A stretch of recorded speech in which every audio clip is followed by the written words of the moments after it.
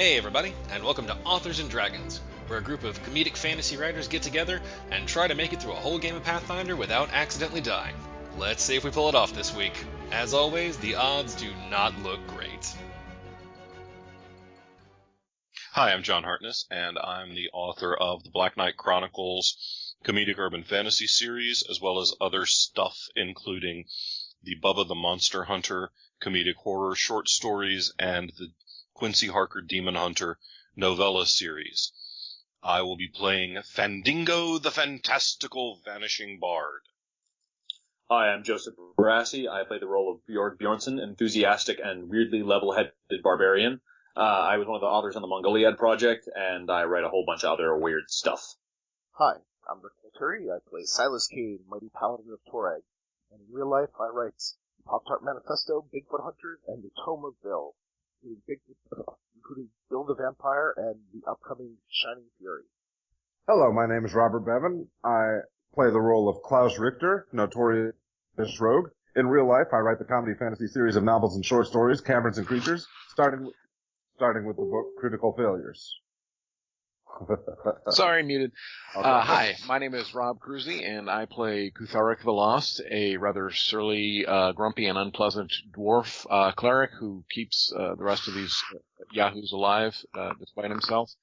And in real life, I am the author of a whole bunch of different books, including the Dis series, which includes Disenchanted, Disillusioned, and Dystopia.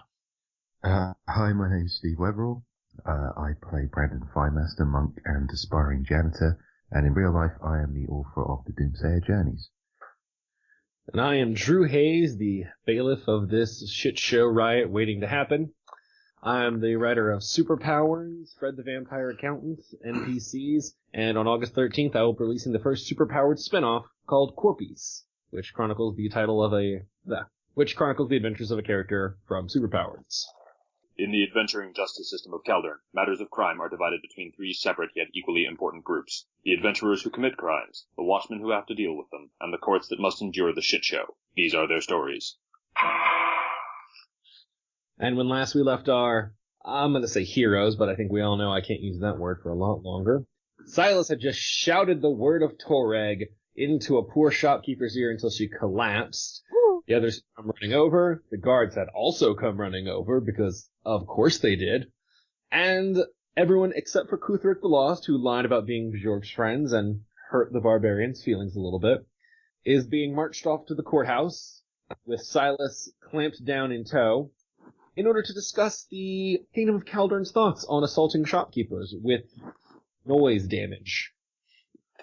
So, everyone is being marched toward the courthouse except for Kutharik. If anybody wants to make a jailbreak, let me know. Otherwise, I'm going to ask Kutharik what he's doing.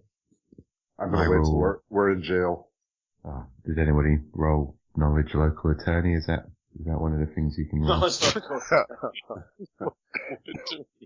Knowledge public defender. Jail.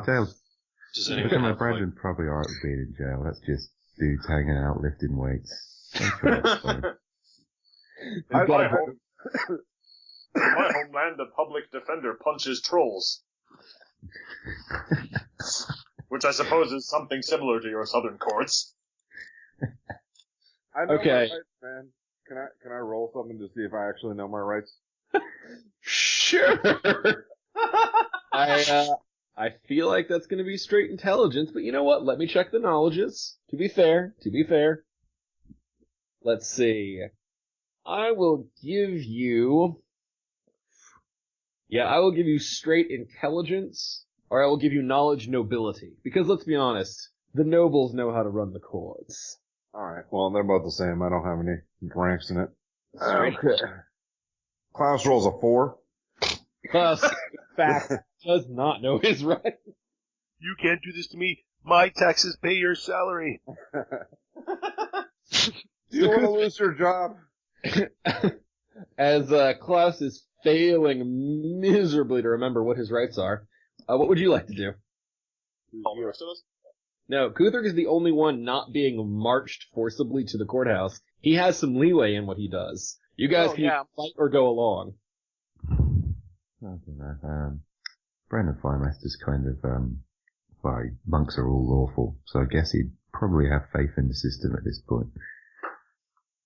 And to be fair, Silas is the only one being charged with anything. You're all being brought in as witnesses. Charge? Are you kidding? Silas is happy as a clam. He spoke the word of Torag to this girl, and she was so infested with the spirit that she collapsed in joy.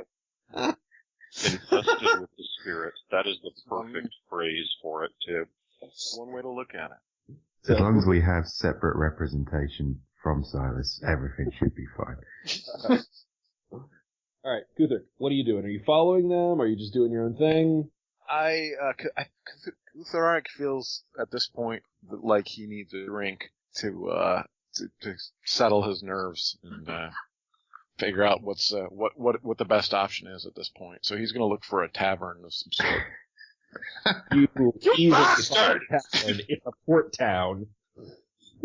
Klaus feels the same way. I'm gonna, as soon as we get in our cell, I'll try to make some toilet gin. Okay, so with Klaus going off drinking, so with Kuthrit going off drinking, the rest of you are led to a large building with a lot of guards around, a lot of archers. You see a few people in robes. Like this is a courthouse and a prison, and it is not the sort of area that is lightly guarded. So they are taking their shit seriously here. Bjorg is convinced that all of the men in robes are sorcerers. Bjorg is not entirely wrong. So you are all marched in. Everyone is removed of their weapons, with the exception of Brandon Thighmaster, who no one takes your broom. Brandon Firemaster is slightly offended by that. I think you need to kill every single person here with your broom. I think you need to keep your long stiff rod in check, friend. They need to call this like the mop handle massacre. It's time to clean up the jail. I bought the good bristles. Well, in theory, he's a monk. Anything becomes a weapon in his hands. So people get nervous when he's taking a piss. So we need to get Brandon. We need to get him a book of the local laws so he can literally use the law as a weapon.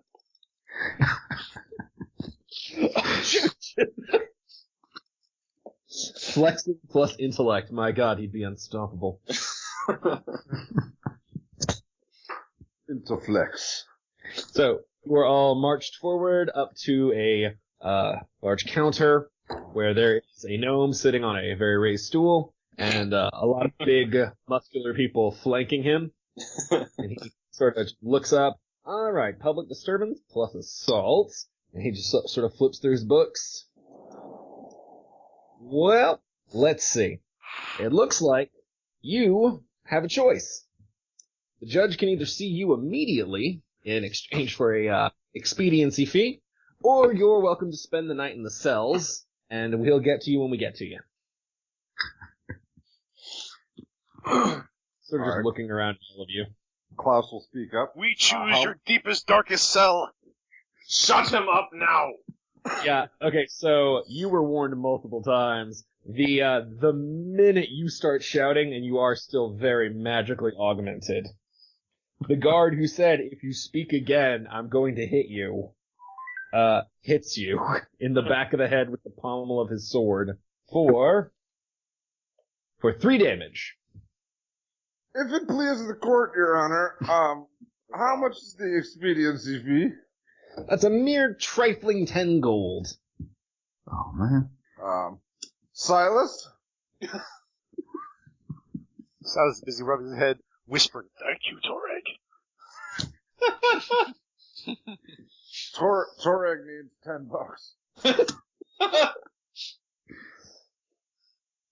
That's 10 gold? 10 gold. He doesn't care who pays it. The options are you're gonna go rot in the cells, or you can go right into a court slot. Silas is all about rotting. Oh, Christ. Okay. I'm worried about Kufrik. I'm sure he misses us deeply and is really worried about us. We should probably get out and see Kufrik. Yes, we should. But on the other hand, toilet gin. Bjorg is going to immediately pay the 10 gold. All right. Kutharic is down to it's on his second ale by now. Just chatting, having a good time. Really, he's just hanging out. He's asking the locals if they know anything about the criminal justice system in the area, just so that he can kind of keep up with what's happening on a sort of theoretical level, at least. To remind you of what time it was when you left and started all this. No, the people drinking in a bar at 4:00 in the afternoon don't know shit about the criminal justice. Okay. Still, I think they do. They might Kirk know. asks. They might know some from experience. Yeah. Right. Exactly. These might be exactly the people we need to talk to. Let me tell you, how many guards suck. Don't Oh, trust the fuck fucking up, boys. Kutharic is going to do some thorough investigation of the local taverns, particularly the whores. He's going to see if the whores know anything. All right. Well, charge yourself 2 silver for your drink so far, and if you get any whores, let me know. Them cost money. All right. I'm going to pay 5 of that gold with Bjork as well, just for fairness' sake. All right. So brother. you two dart forward and slap it down. The gnome accepts. Quite smart. Quite smart. This is actually a pretty good little spot for you. Judge Hungry is pretty sated and is not tired yet. This is the nicest he'll probably be. All right, go into the courtroom, and the guards who marched you in and stripped you of your weapons now march you further down a few hallways. You all stroll in and are the guards sort of lead you to sit in the back row. They finish up another trial, and then they sort of usher Silas forward, and hang on, let me properly display this. You can't actually, I didn't put all of them in, but there's a shitload of NPCs around here, and a whole back row of guards just waiting for anybody to start shit. Time to roll initiative. Is this where the dramatic music starts? Well, We all wearing I ties. roll me perception checks. Yay! It's a very low DC. Oh, you have little faith. Now let's get the 14. Klaus rolls a 12. Yorg rolls a 7. A Brandon Firemaster rolls a 14. 14. Everybody beat 5, so everybody notices. Did anybody actually? No, none of you did ask what he meant when he said Judge Hungry. But that sort of clicks into place as you stroll through the door and notice, oh, holy shit, that's a bugbear. That's a bugbear sitting on the at the judge's bench. It is a full-grown, massive, shaggy, muscular bugbear with a set of very nice judge robes on. And although in lieu of a gavel, he does have a whole smashed section of desk and a club just resting atop it. All right, I'm gonna whisper to Silas. These guys are ticklish. Bjorg now suddenly feels slightly more at home.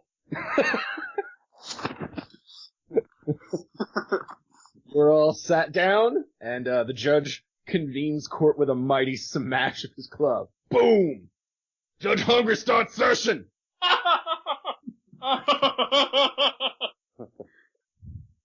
Oh. Present a case! I'm being judged by Macho Man Randy Savage. This is awesome. So the head guard steps forward, and this is the informational portion of the trial, where he just outlines what happened. Silas went in, destroyed everything, or started screaming. They responded. They ran in. They saw the woman bleeding. He wouldn't stop yelling. They gave him warnings. Then when he defied those warnings, they bashed him in the back of the head. They suspect he might be doing it involuntarily. However, there is no proof, and no one was able to find any signs of the artifact that was supposedly referenced. Oh, this is excellent. Really, all we have to do is prove that Silas is an idiot. We've got this one.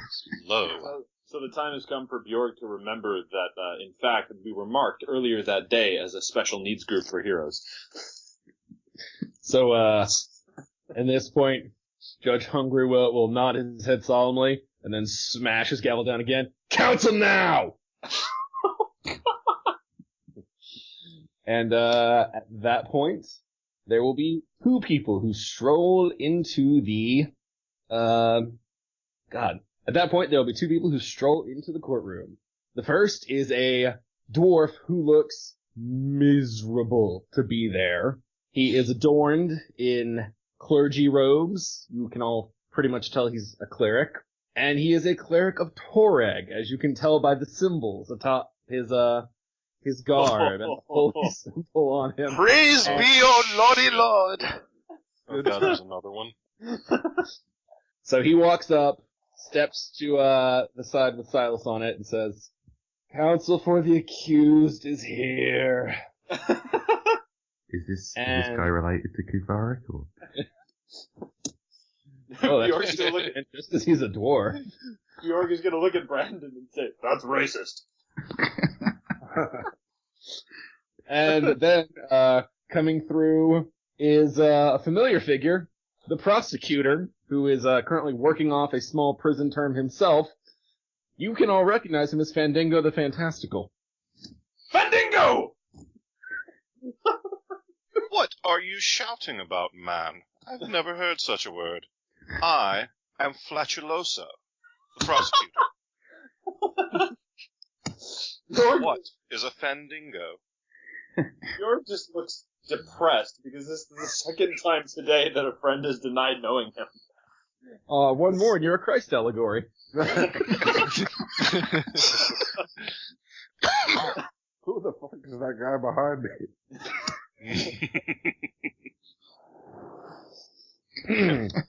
And now why do Bjorn's palms hurt?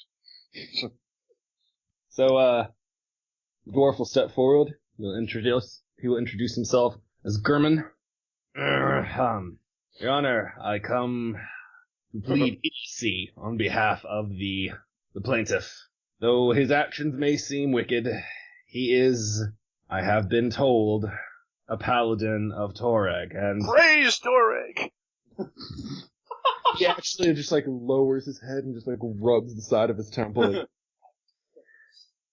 And although he's not a favorite son, he is loyal and dutiful, and, well, Your Honor, you know paladins are dense as they come. They can't help it, they're stupid, but they're, not bad, they're just dumb. Your Honor, I would like to testify he is indeed stupid. Hey, in a minute! You're all my witnesses! Bjorg, meanwhile, is going to shuffle up behind Silas and just kind of clap his hand over his mouth. It's my intention to prove that he is simply dumb, and, well, I honestly don't think I'm going to have a hard case in that regard. So, I'll let my prosecutor make his opening, and then we'll get on to the witnesses. Judge Hungry looks at Fandango. Your Honor, esteemed members of the court, a horrific transgression has befallen our beloved Golden City. This towering brute of a man, leading this cluster of, oh my god, do you own a shirt? And them has impugned the impunacity of our virginastical shopkeeper's ears. Your Honor, I don't remember the beginning of this sentence. I'm on dependent clause number 3, piss off. Your Honor, I shall prove beyond a shadow of a doubt that not only is this so-called paladin of Thorax the most evil and conniving creature that you have seen in all your glorificent days, but that all of these miscreant that he hath brought as witnesses are but his thralls, following his maniacal lead, and they must under no circumstances be allowed to dwell in our The courtroom fills with snoring as Judge Hungry's head tips forward. And just lets out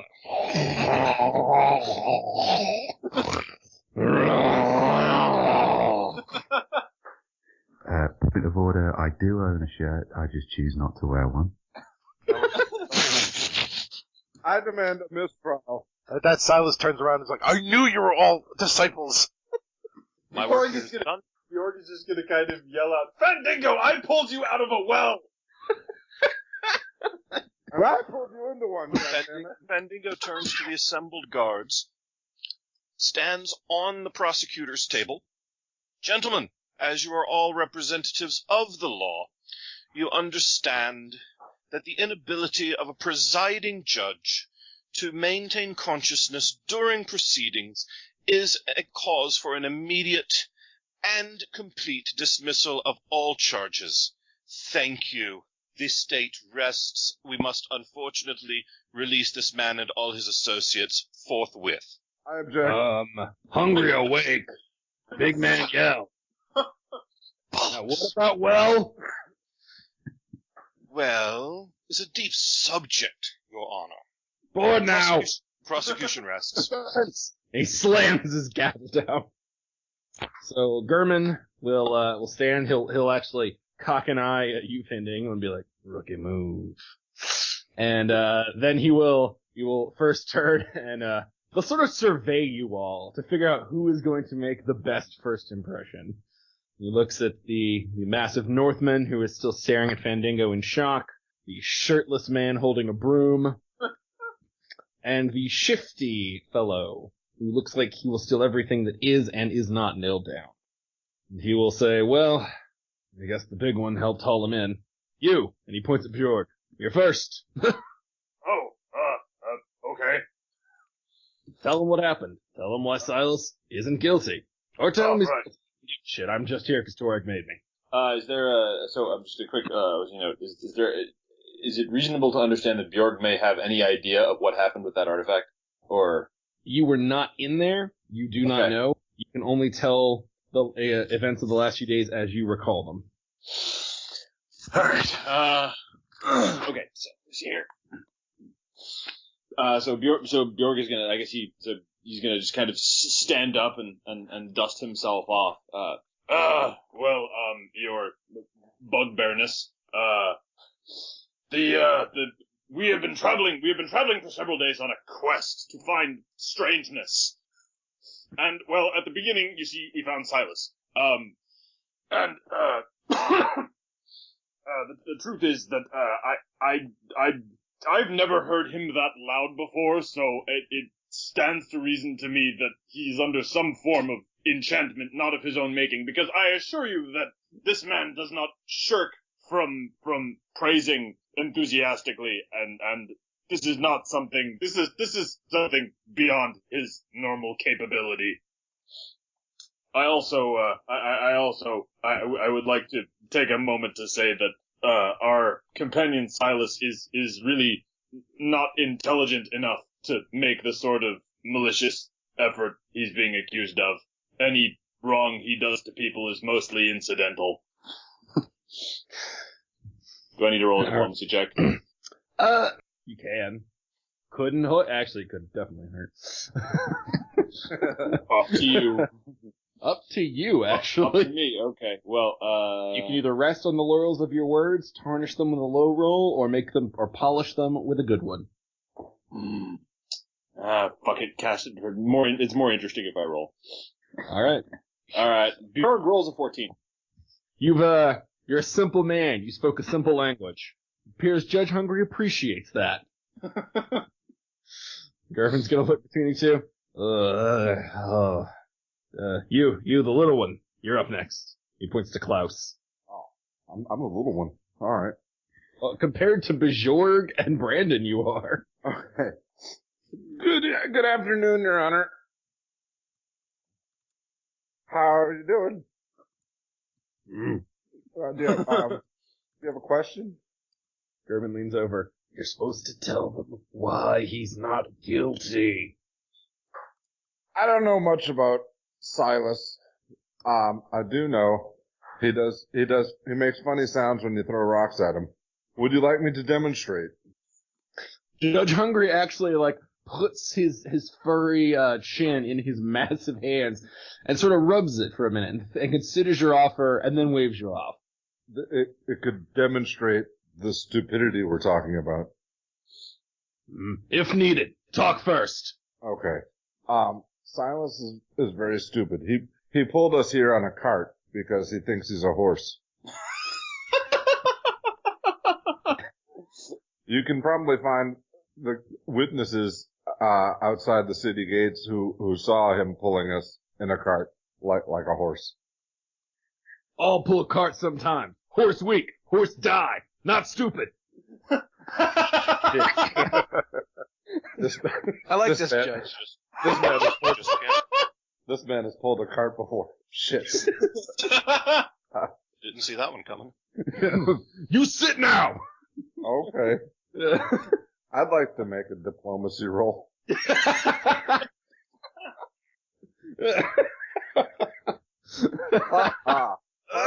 Class roll's a 17. He looks like he's calming down. You make the right apology gestures. In your frantic scrambling, you don't realize it, but you accidentally make a proper apology in Bugbear. Awesome. That's what a middle finger means. Good. Yes. At this point, Gurman is just sort of looking at Silas and then looking at all of you and then just sort of looking up to the sky like where Torag lives. And, oof, oof. He looks up and looks down. Shirtless. You go. I would like to move to make a motion, and roll for legal jargon. I have to confess, I have no idea what to do here. You tell them why Silas isn't guilty. Oh, I see. Well, if praising Torag is guilty, then Silas is guilty. And if carving your name into a dead wolf is guilty, then Silas is guilty. Yes! And if accidentally letting an entire town burn to the ground because you're an idiot is guilty. They were sinners! Actually, I'd just like to, thinking about it, I'd like to remain silent, if that's okay. Some days it's like they do my job for me. That might be the best testimony ever. So, alright, while all this is going down, is Kuthric hitting the whores, or? No, Kuthric he's about 6 or 7 ales in now, and he's starting to feel some remorse for his actions, for betraying his only friend and the rest of the crew, and he's starting to feel a little bit sad and lonely. And he's decided that to rectify the situation, he's going to try to get as many people as he can from the drunken low lives in the bar and the whores and other various bums and drunks, and bribe them all with gold to come to the courthout and testify on behalf. And he's going to coach them drunkenly in advance. Give me a diplomacy check. It's going to determine how much gold it takes to bribe them. Okay. Diplomacy check. How much you got, cleric? I gotta say, Judge Hungry is my favorite NPC ever. That's pretty great. Okay.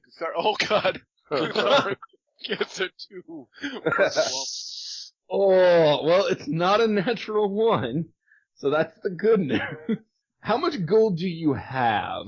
I believe I have, 156 gold pieces, actually, which, not including what I've just spent on beer, which is, maybe a gold piece. So. About a gold at tops. Okay, you are not diplomatic at all. You are 152. All right, 152. You use some slurs for the various elven and dwarven races when recruiting them. It is not okay. It is a very expensive venture. It's going to cost you 10 gold per person. Okay. Want to how many do you want to gather? I'm gonna need at least 7, I think. So, yeah, 70? let's go with 7 people. We'll spend 70 gold. Yeah, I want to make an impression with these people. Yeah, they don't. They do not like you, but they like the color of your gold, and they're drunk. So you are marching through the streets, drunk and screaming about the guards and corruption and free the paladin. Yeah, that's what we need.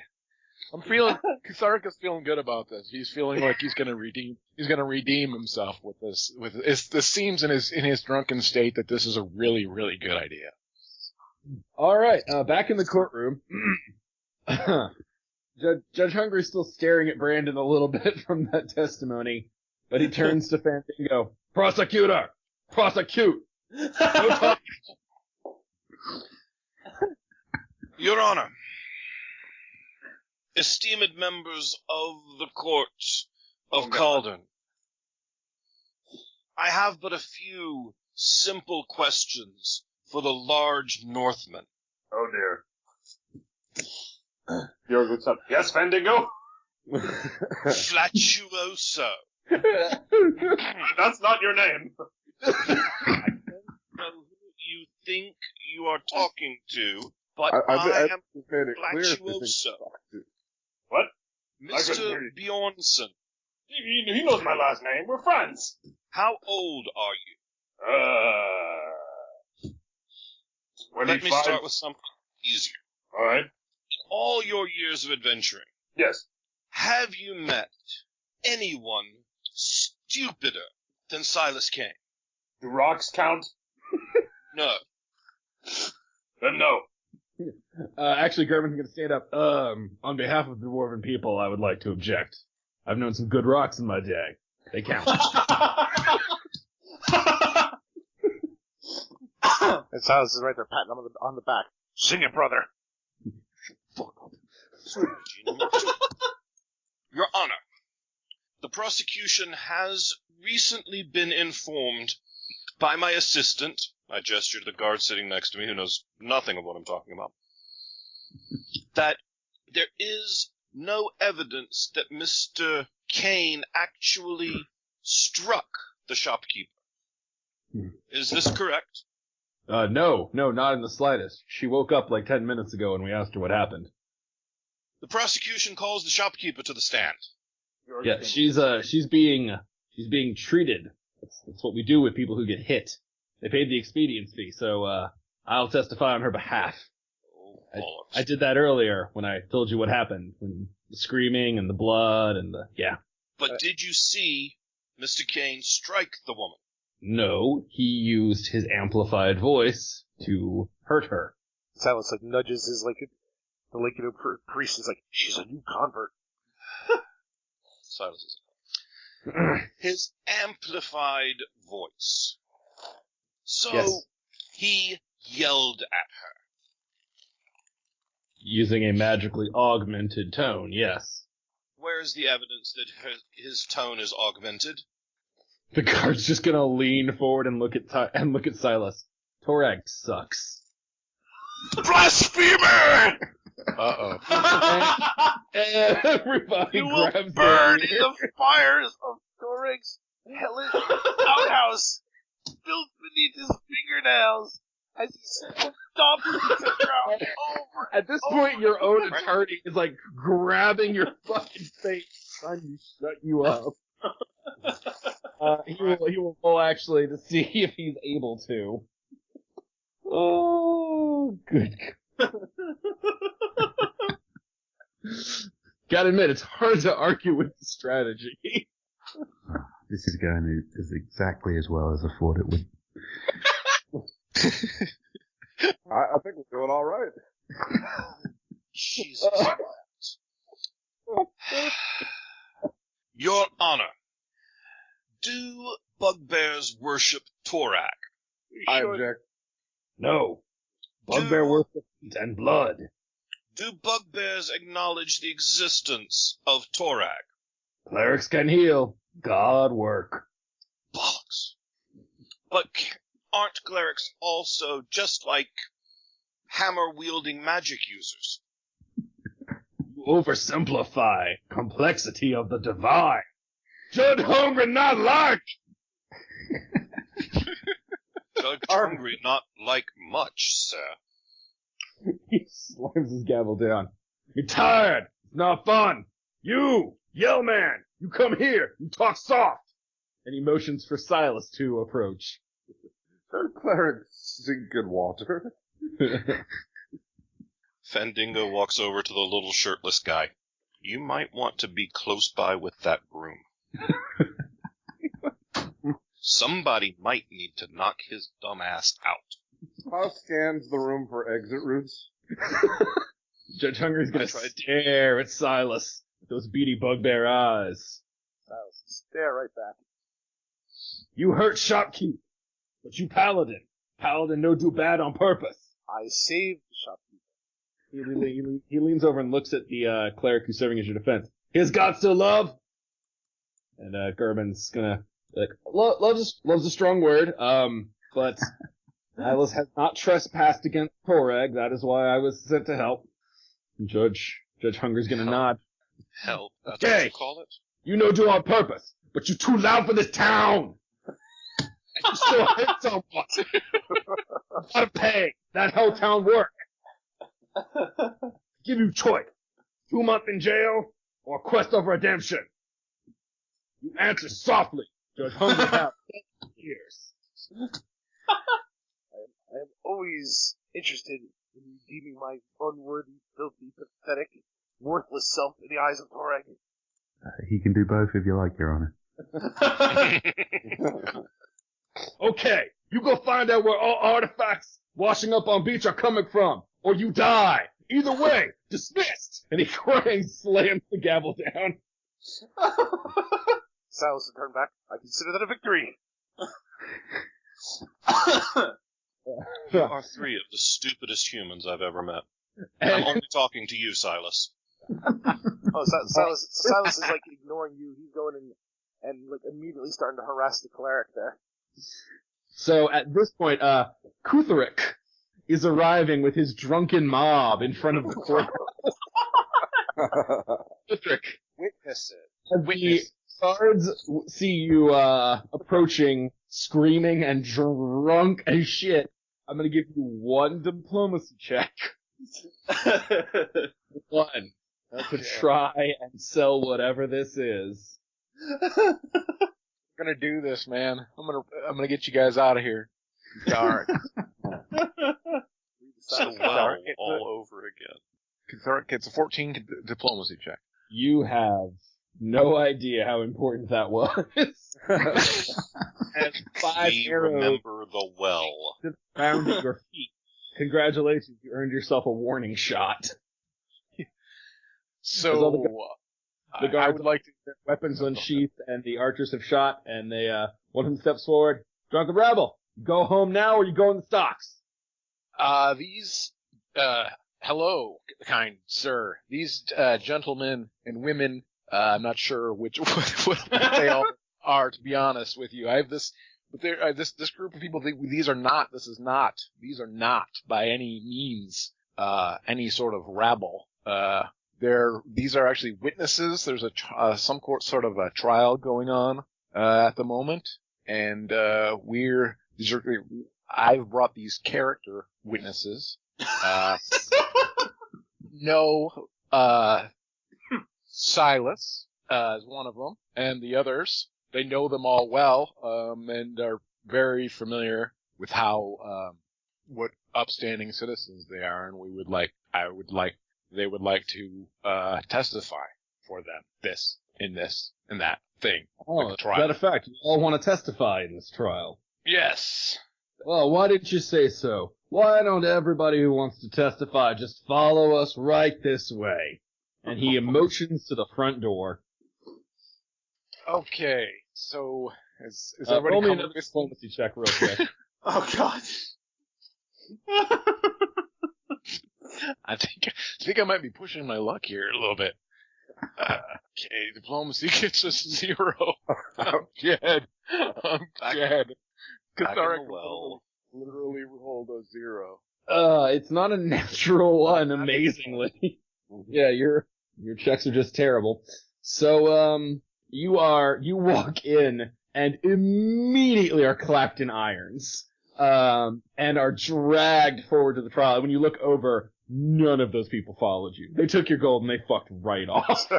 Like, they came with you to the courthouse, and then the minute shit got real, they were gone. If you had turned around at the right time, you would have noticed that none of them were still there.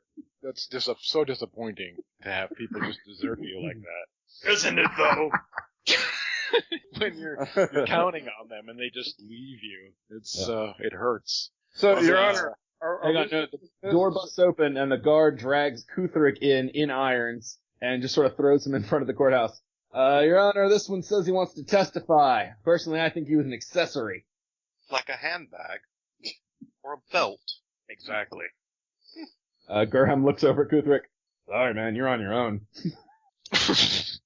Your Honor, as there is no further case against Silas, then he could not have been an accessory to any crime.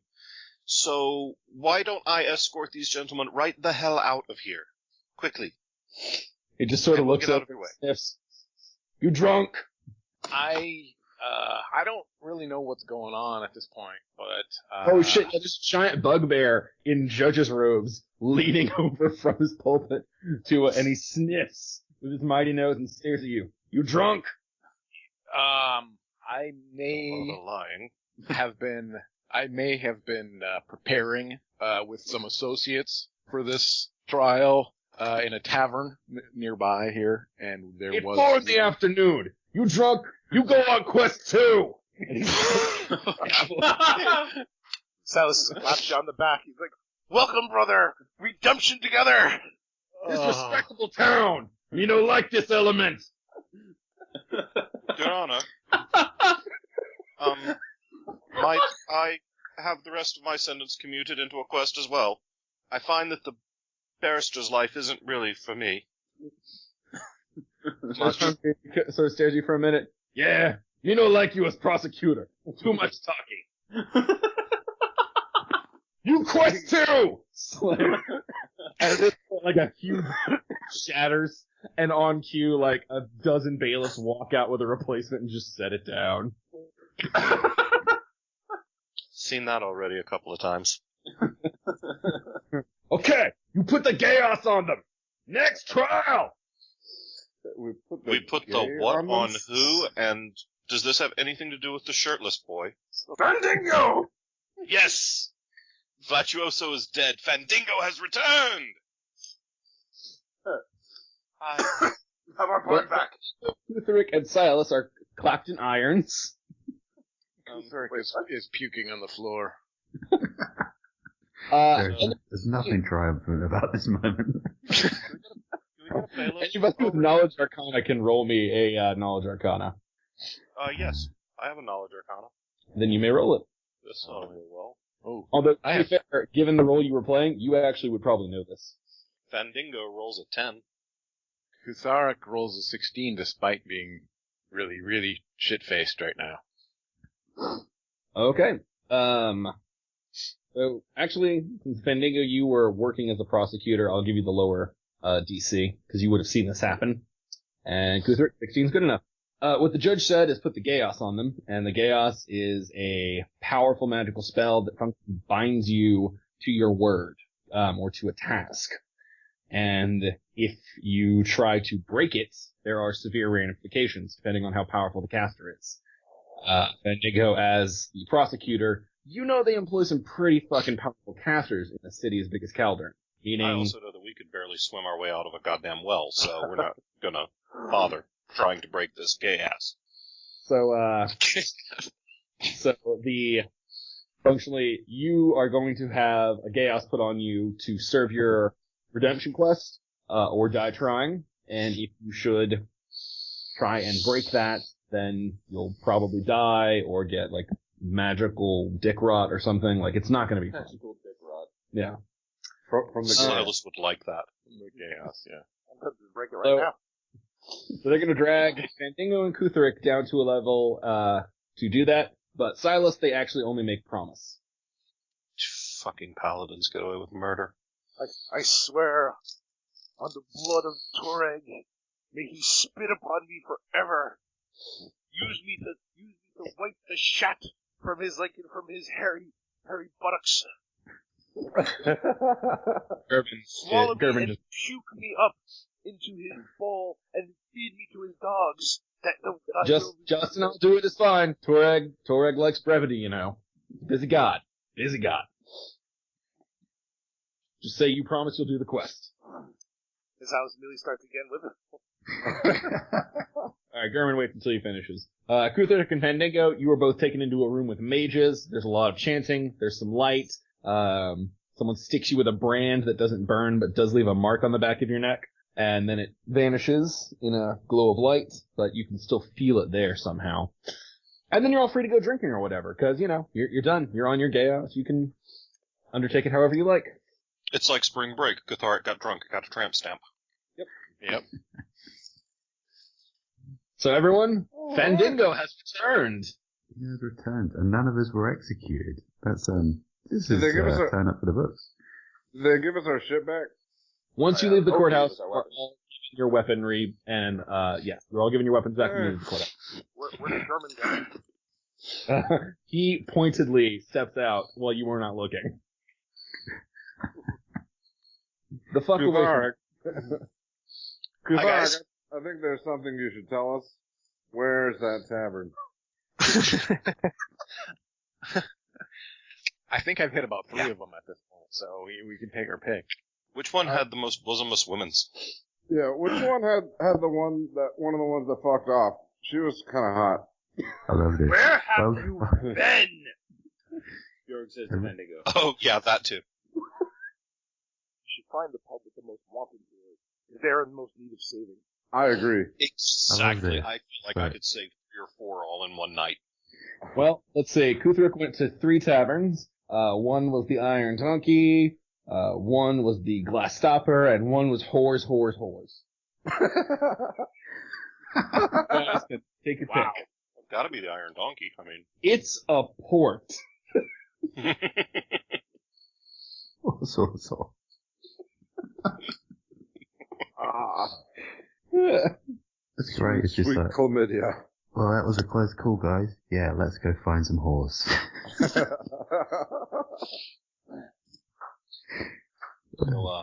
They know where the magical strangeness comes from. Bjorg, who's the guy with the abs? That's right. I haven't actually been introduced to Fandango. I mean, hi, I'm Fendingo. I rock like a motherfucker. And you carry a broom. Oh, you're a bard. Well, if you need, rock like a motherfucker. yeah, if you need a subject for an epic poem, then feel free to study me whenever you like. That's fine. I don't mind. Don't swing that way, but alright. You know, Look but don't touch. you be you, baby. It's okay. About those whores? Where have you been? Jorg repeats again as they walk. Me? He's been at whores. He's talking to Fandango though, right? Not me, not Kutharic. Oh. Yes, Fandango. Everybody knows You where guys arrive at the bar. It lives up to its reputation. You can all get ales for a silver, or avail yourself to the comely lasses who work in a port town for a gold apiece for their company. Klaus is cheap. I'm gonna try and diplomacy one for a discount. Wow. Oh, they've got discounts. I will let you roll that, and then I will allow Fandango to answer Bjorg's question, as we're all just burning with curiosity. Okay, so I'll ask her. Diplomacy. Does it cost less if I don't cry? 17. She looks at you. It costs more if you don't cry. What you get for picking whores in the black leather. Oh, this girl's This worth is a harder than gold. trying to diplomacy a rogue out of money. I want you to know that. These are professionals. Well, what? All right, I'm gonna go interrogate this woman, and I'll be back in the morning. So we'll see him in 5 minutes.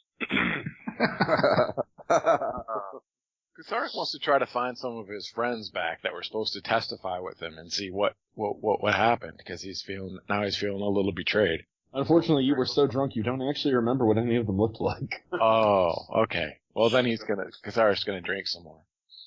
Bjork is also going to drink. All right, Fandango, tell us your tale.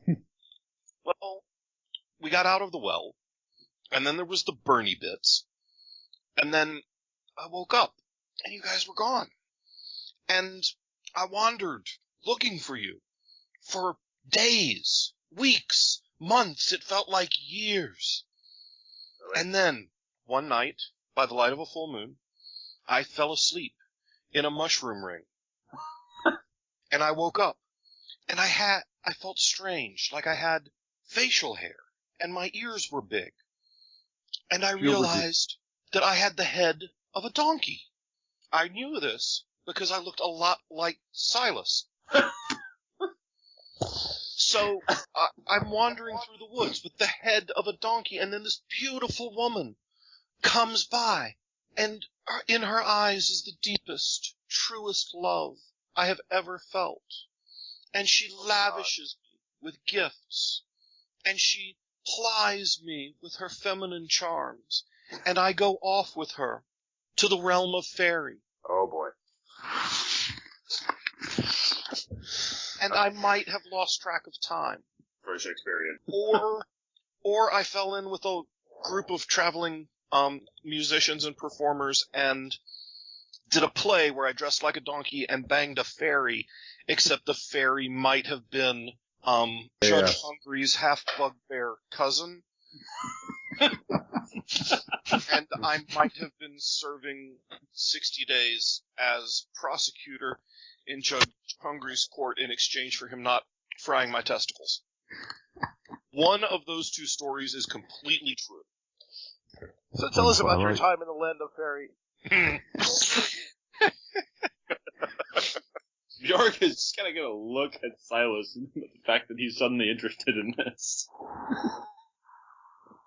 I like the fact that Fandango's story sounds like either a 70s prog rock album or a 70s porno. Both based on Shakespeare. Yeah. Or like issue 50 of Sandman, also based on Shakespeare. Or Pinocchio. Pinocchio. That's not my nose growing, and you can't prove it. He turned into a donkey, didn't he? Also true. No, At this the point, other children Brandon- turned into donkeys. He only got like the ears and shit. Fuck, I only had the head. At this point, Brandon Firemaster just kind of edges away from Fandango. Bjork looks at Brandon and says, "He is just as I remember him." I've managed to discomfit the man who owns no shirt. I win. Well Kutharic played. is doing his best to pay no attention to any of this and try to drink himself into oblivion. Is there a stage in this bar? In whores. Yes, there is. It You has are a not. hole on it. They have their own shows. Valid. I don't think I'm qualified. Those Although, involve- do I have any those ranks in involve gymnastics? donkeys as well. No, I don't have tumbling, so no, I'm not qualified for those shows. I was going to say, Silas is going to go off and see if he can convince any of the whores of their sinful ways, see if he can get them to join a nunnery or something. Oh, Christ. Roll me a diplomacy check. Are you at least making sure to keep your tone in check? Oh God. Well, he's We're not, all he's going not back going to prison. to scream it. And I imagine this place is already kind of loud, so. We're all going back to prison. But Silas gets a 13 for diplomacy. The big house changes, man. One of the girls actually listens to you for a minute and says that for a gold, she'll take you up for a private prayer group and teach you the ways they worship in the East. Sounds promising. Which warns you, it's very physically demanding the way they pray. Not everyone can handle it. Oh, God. Only if you allow me to show you how I pray first.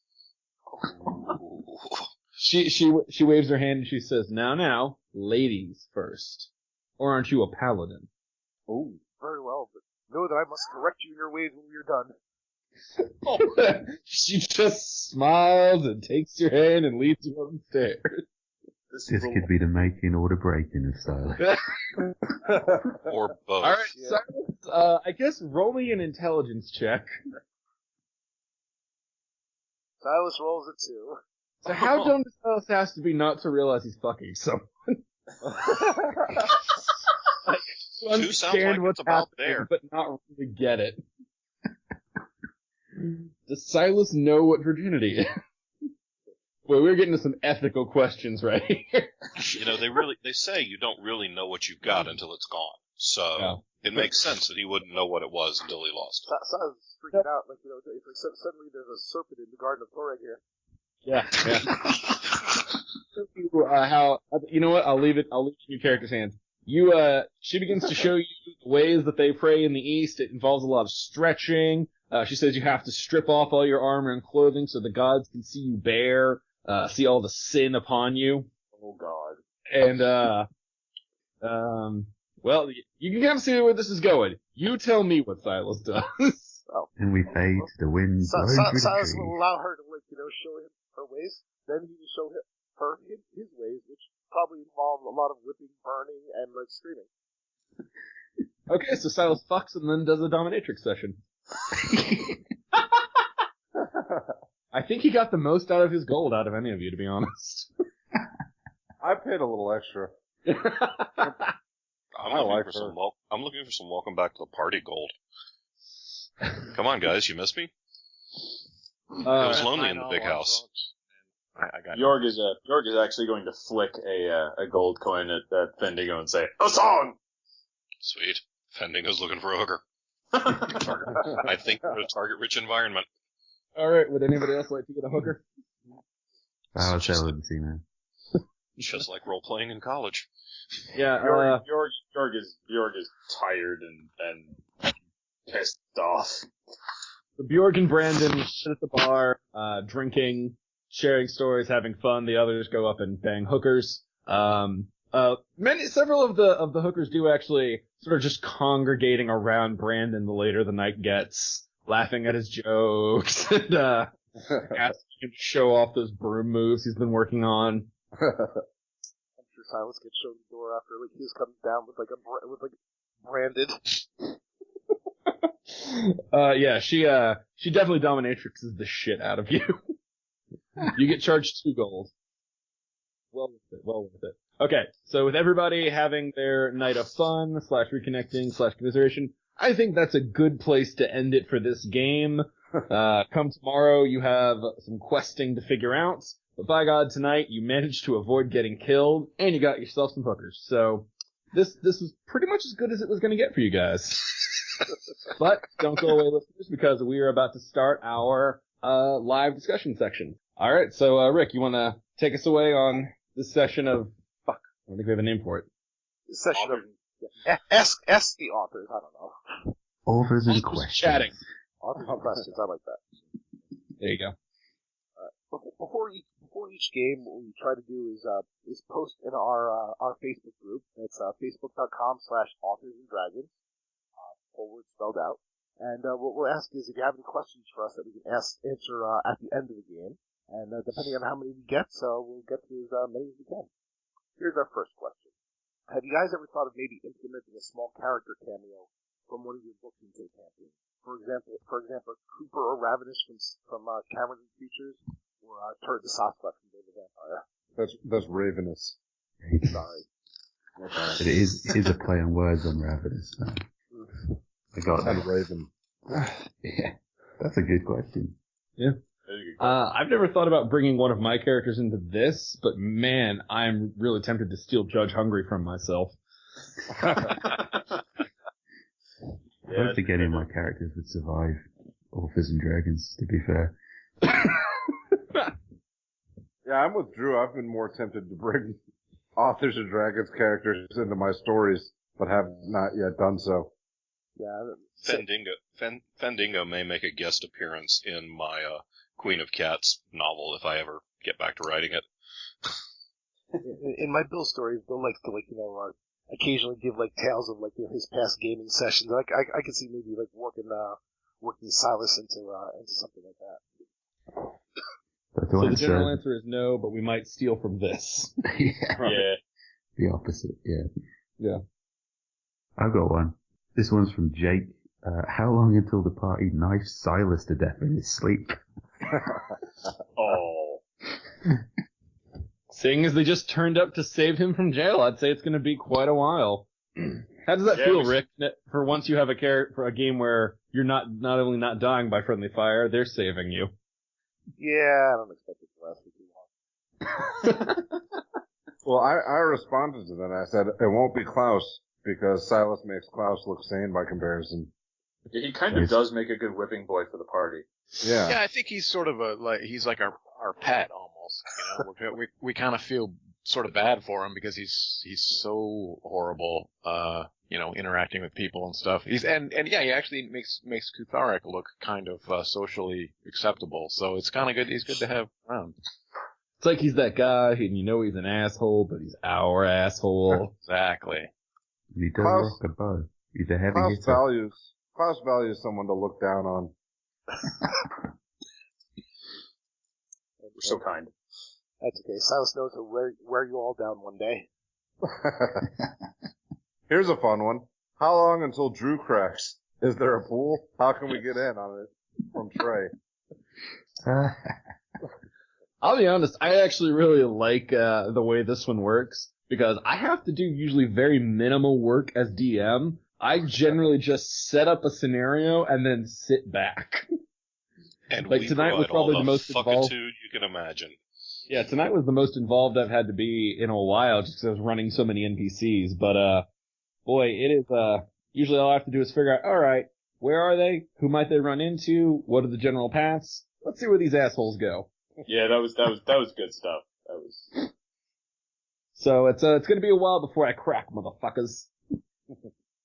Here's an interesting one. It's kind of like the one we just answered about a character cameo in Authors and Dragons. It's from Jacob, and he says, "Have you ever thought of running a campaign in one of the worlds you built for your books?"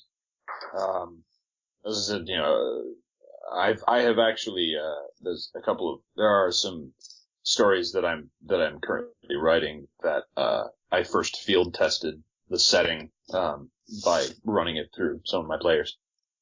So I've done some.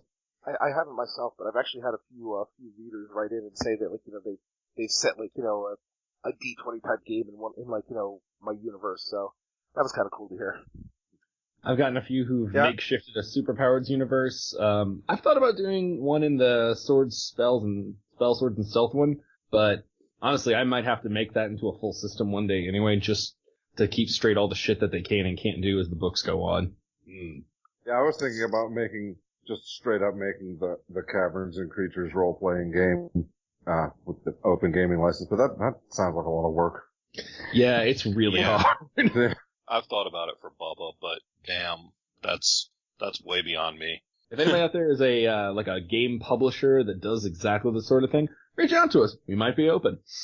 If you have a big checkbook, we're open. The horrors aren't just in game, y'all. My legs are open. This podcast is horrors. We're Frank Millering. Patreons are us. There's one from, I think it's, apologies if I'm mispronouncing this, from Khalil. Obviously the goal of RPing is to have fun, but were any of you expecting the level of absurdity you guys seem to create as you tell this story together? How does it compare to other campaigns you've participated in? Just about on Keel, yeah. This is the most I've ever role-played without being really, really stoned or really drunk, so it's a lot of fun trying it this way. I think one of the goals of, like, coming into this game is you knew it was going to be, like, a fun game, not like, not necessarily, like, serious hardcore gaming, so it pretty much meets expectations for me. Yeah, it's actually really nice. Cause most of my gaming is done online via, like, play-by-post type stuff, so the stories tend to get a lot more serious, and so, like, to be able to just sit back and be like, fuck it, let's have fun, is a really nice change of pace for me. Yeah, before I got into this, I hadn't done any RPG for 15 years or more, so it's been great that it's pretty light and not real rules intensive, because I've got Magic the Gathering for that shit. My other nerd foo, I got plenty of rules in that shit, so I've been loving this. It's more fun than I expected, and I missed it, so I'm glad to be back. But to say again, this is my first time doing it, so I just assume this is just how it's supposed to be. It's completely normal. This is the control group. Yeah. It's more fun than some of the other games I've been in. I don't think I've ever had one quite this batshit. I've had some that were a little more zany, but I mean the general tone is a big part of it. It's, you know, we all come in, and if we have fun, it's a good game. So it's not slogged down by rule lawyering or like someone trying to like really max out a character. It's more just about like, did we have a good time? Okay, cool, that was a good game. Which I feels like it should be the focus more than it is. Yeah, I appreciate the fact that people are like taking the characters seriously in a way, but like so just like Bjorg's commitment to being the big dumb guy, and everybody is committed to their characters to the extent that they're basically risking their lives just because that's what the character would do. And it's not like this is the smartest thing to do. It's just, this is what Klaus would do. This is what Bjorg would do in this situation. And it's kind of awesome to see that level of role playing, I think. Yeah, this is one of the best groups and campaigns I've ever played in. It's yeah, I'd agree. And if you all out there think it is also enjoyable, please take the time to leave a review on the iTunes site. I know that seems like a really small thing, but the more reviews and stars we get, the more eyes get on this, the more other people will check us out. And, you know, we really like this, and we'd love for more people to be listening and interacting with us. And we're back to the horse. Yep. It always comes back to the horse. Sorry, guys. Can I take one more question? Because somebody posted on my page, and I don't want to leave them out. Sure. Go ahead. Do what Okay. All right. Silas, the masochistic paladin of Torag, gave me the inspiration to make my own god-obsessed paladin. He is a black dragonborn paladin of Kelimvar, god of the dead, who bogs down the party's time creating impromptu cemeteries. My question is, what are some characters that seem to grab the spotlight in your past games? Oh, God.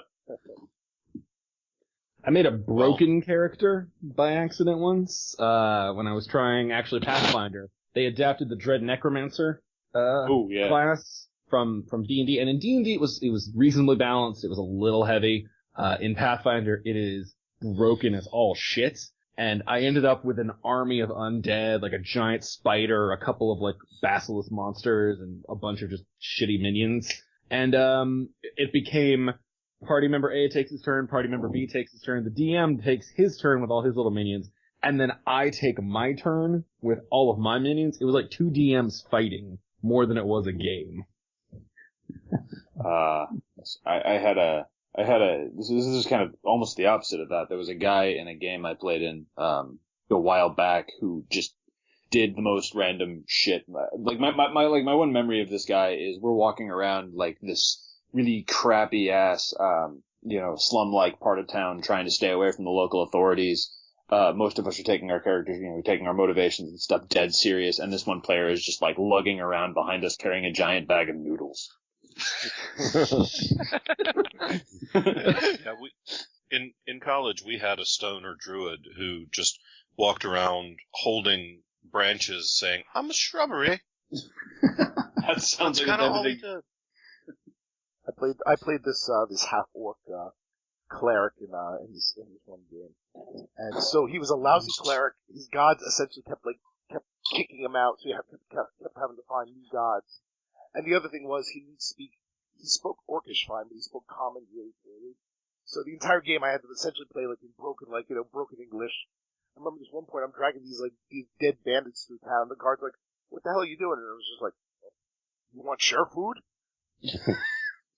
At which point, just just bad things happened. I think the breakout NPC of this game so far is definitely Judge Hungry. Oh yeah. Is he the only one we haven't tried to murder? Yeah, I'm kind of scared to try. We haven't left the town yet. That's true.